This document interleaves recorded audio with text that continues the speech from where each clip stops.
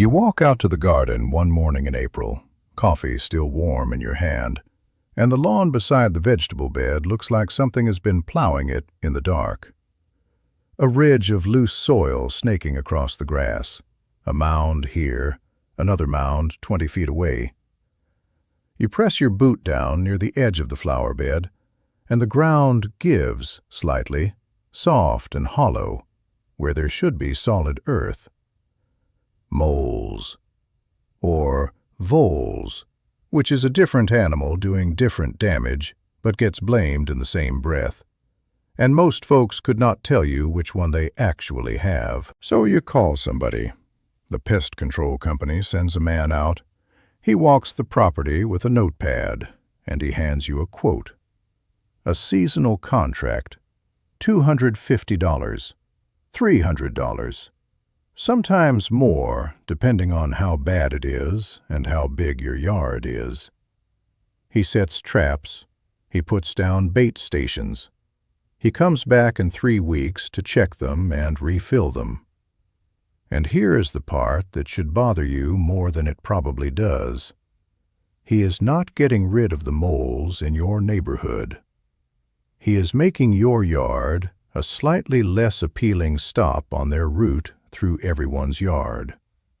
The moles 2 properties over are doing just fine, and sooner or later, one of them is going to wander back through the gap in your fence. Now I want you to sit with something. There is a flower, an ordinary, cheerful, bright yellow spring flower that you have probably seen in front of half the houses on your street without ever thinking twice about it. Planted in a simple ring around the edge of a garden bed, this flower has kept the ground inside that ring completely free of mole and vole tunneling on this farm for over 100 years. Not because it scares them, not because it makes a sound or a smell that drives them off in fear, because of a chemical the plant carries in every part of itself, bulb, stem, leaf, flower, that makes the ground around it something no mole or vole wants anything to do with. My name is Silas Miller. I am Amish, and I farm this land in Lancaster County, Pennsylvania. My grandfather planted daffodils around the border of every garden bed on this property when he built this farm, and I have planted the same border around every bed I have ever dug since. In this video, I'm going to tell you exactly why this works, exactly how to plant it so it works for you, and the honest limits, because this is a real method with a real mechanism, not folklore. And, like every real method, it has a scope where it excels, and a scope where you need something more. Before I explain the flower, I want to clear up something that trips up almost everyone who has this problem, because mistaking one animal for the other leads you to fix the wrong thing entirely. Moles and voles are not the same animal, and they do different damage for different reasons. A mole is almost blind, lives almost entirely underground, and eats earthworms, grubs, and insect larvae. A mole is not interested in your plants at all. It could not care less about your tomatoes or your tulip bulbs. The damage a mole does is structural. It tunnels in search of food, and the raised ridges and volcano-shaped mounds you see are the byproduct of that digging, not an attack on your garden.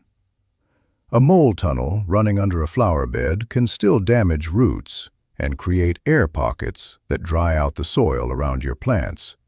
But the mole itself never takes a single bite of anything you planted. A vole, by contrast, looks like a fat little mouse with a short tail, lives part of its life on the surface and part of it in shallow burrows, and eats plants directly: bulbs, roots, bark at the base of young trees, the crowns of your perennials. Voles will also happily use mole tunnels as travel corridors once the mole has dug them, which is why people often blame one animal for the work of 2. If your tulip bulbs are disappearing and the plant just vanishes from the ground, That is vole work. If you have raised ridges and mounds, but your plants are intact, that is mole work. Or, at minimum, it is mole tunneling that a vole has not yet exploited. The flower border addresses both, but through slightly different mechanisms for each, and I will explain both. The flower is the daffodil. The common spring bulb, narcissus, the same one blooming in cheerful yellow clumps in front yards everywhere, every April. Every part of the daffodil, the bulb most of all, but also the leaves, the stem, and the flower itself, contains an alkaloid compound called licorine. Licorine is bitter, mildly toxic, and deeply unpleasant to the digestive systems of small burrowing mammals. A vole that takes a bite of a daffodil bulb gets a stomach full of a compound its body recognizes immediately as something to avoid in the future. It does not take many bad experiences with licorine for a vole to learn and to communicate through its own behavior, since voles travel established paths and avoid areas where other voles in the colony have had a bad experience, that this entire bed is not worth the trouble. The bulb sits in the ground exactly where a vole would normally tunnel and feed, and instead of a meal, it offers a lesson the vole does not forget. For moles, the mechanism is slightly different, because a mole is not eating your plants in the first place.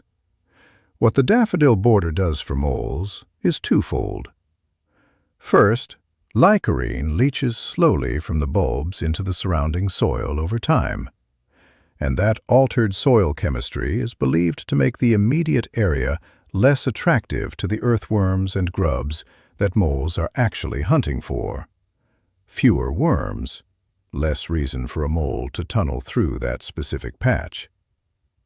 Second, and this matters more than people realize, a tightly planted ring of daffodil bulbs creates a dense mat of root and bulb material that is simply harder and less rewarding for a mole to push through compared to open, loose garden soil. Moles take the path of least resistance. A dense bulb border is more resistance than the open bed beyond it, and the mole's tunnel tends to curve around it rather than through it. The combination, chemical deterrent for the plant-eating vole, and chemical plus physical deterrent for the worm-hunting mole, is why a single border planting handles both animals, even though they are causing different kinds of damage for different reasons. Now let me tell you exactly how to plant this so that it actually works, because spacing and density matter more than most gardening advice tells you. Daffodil bulbs should be planted in a continuous ring around the perimeter of the bed you want to protect, spaced 4 to 6 inches apart, bulb to bulb. This is closer than the typical decorative spacing you see recommended for daffodils planted simply for their flowers. A decorative planting might space them 8 or 10 inches apart for a fuller look as they mature, but a protective border wants a tighter, more continuous barrier, with no real gaps for a vole or mole to slip through. Plant the bulbs at a depth of about 6 inches, pointed end up, in well-draining soil.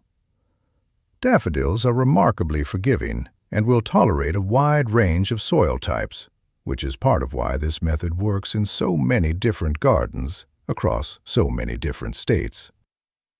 Plant them in fall, ideally September through November depending on your climate, so they have the cold winter period they need to bloom reliably the following spring. Once established, a daffodil bed is a perennial planting. You are not replanting this every year. The bulbs multiply on their own over several seasons, and a border that starts as a single ring will, after 3 or 4 years, become a dense, self-sustaining barrier that requires no further work from you beyond an occasional thinning if it becomes overcrowded. For an existing bed that already has a mole or vole problem, Plant the border this fall and expect the full protective effect to build over the first full growing season, as the bulbs establish their root systems and the licorine begins to work its way into the surrounding soil chemistry. This is not an instant fix the week you plant it. It is a permanent fix that takes one season to fully establish and then asks nothing more of you for as long as the bulbs are in the ground, which, for daffodils, can be decades. Now, I owe you the honest limits of this method, because I will not let you believe it does more than it does. This border protects what is inside the ring. It does not clear moles and voles from your entire property. If you have 5 acres and a mole problem across the whole lawn, a daffodil border around your vegetable garden will protect that vegetable garden specifically and will not touch the mole activity in the rest of the yard. This is a targeted defense for a specific bed, not a property-wide solution. For broader lawn protection, you would need a much larger planted area, or you would need to combine this with other methods for the open lawn itself. It also will not eliminate an established, severe vole population overnight. If voles have been breeding in your garden for several seasons already, the border will stop new incursions and will make the protected bed inhospitable. But any voles already established with deep burrow systems nearby may take a season to relocate fully. Patience matters here, the same way it matters with every method that works with biology instead of against it through brute force. And I need to be direct about safety, because daffodil bulbs and foliage contain that same licorine that makes them unappealing to moles and voles, and that toxicity is not selective by species in the way we might wish. Daffodil bulbs are toxic to dogs, cats, and to small children if eaten in any quantity. This is not a border to plant if you have a dog that digs and chews indiscriminately, or a toddler who puts things in their mouth while playing in the garden unsupervised. The toxicity is mild to moderate in most cases, typically causing stomach upset rather than anything life-threatening, but mild is not the same as harmless, and I would rather you know this clearly than discover it by accident.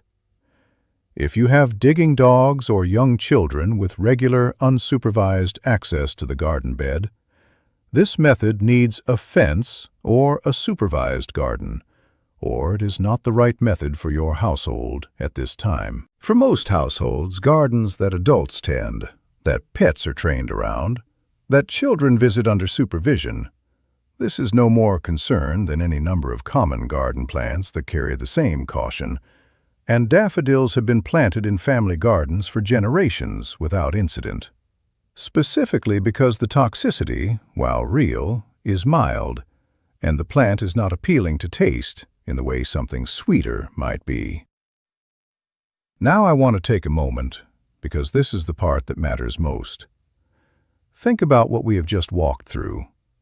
A flower that costs perhaps $3 to $5 for a bag of a dozen bulbs at any garden center in the fall, planted once, requiring no spray, no trap, no bait station, no contract, no monthly visit from anyone.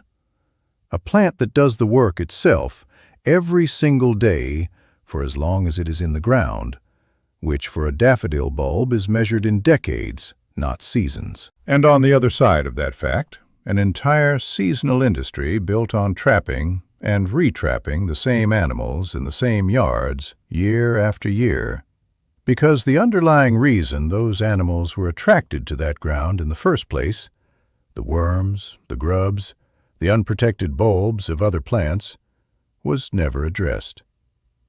A trap removes the mole that is there today.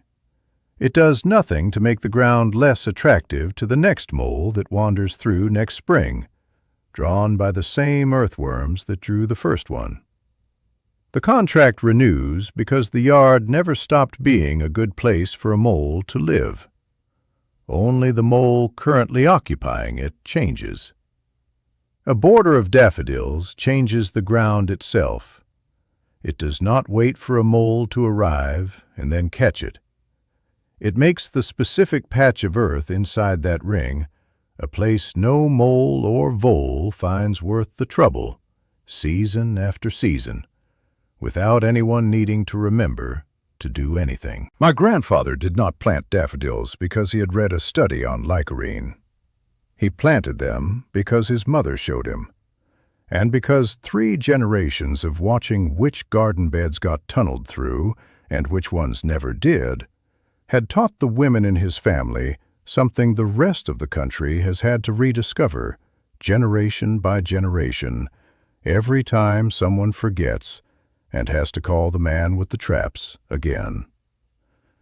There is no money in a bag of bulbs you plant once and never buy again. There is real money in a trapping contract that renews every spring, because the moles always come back to ground that still smells like worms and grubs and unprotected roots. Nobody is going to advertise the bulb to you with the same urgency they advertise the contract, because the bulb does not need a renewal. So here is what I want you to do this fall. Pick the garden bed that has given you the most trouble, the one with the tunnel ridges along its edge, the one where something keeps eating your bulbs before they bloom. Order or buy a bag of daffodil bulbs, enough to ring the entire perimeter of that bed at 4 to 6 inch spacing. Dig your 6-inch holes, point the bulbs up, and close the ring all the way around with no gaps. Then wait through the winter, watch them bloom in April, and watch what does not happen along that border for the rest of the season. Tell me in the comments below, moles or voles, which one has been tearing up your yard, and how bad has it gotten? Tell me where you garden and what you have already tried. I read every single comment, and the stories you share, what has worked in your soil, your climate, your particular stubborn patch of ground, teach the next person more than anything I could say alone. Next time, since we have been talking about what lives underground in a garden, I am going to show you the old way my family keeps the cutworms and the cabbage worms off the vegetables themselves, using nothing but a strip of cardboard and a habit my grandmother practiced every single morning before breakfast. It costs nothing, it takes 5 minutes a day, and it works better than anything you can spray.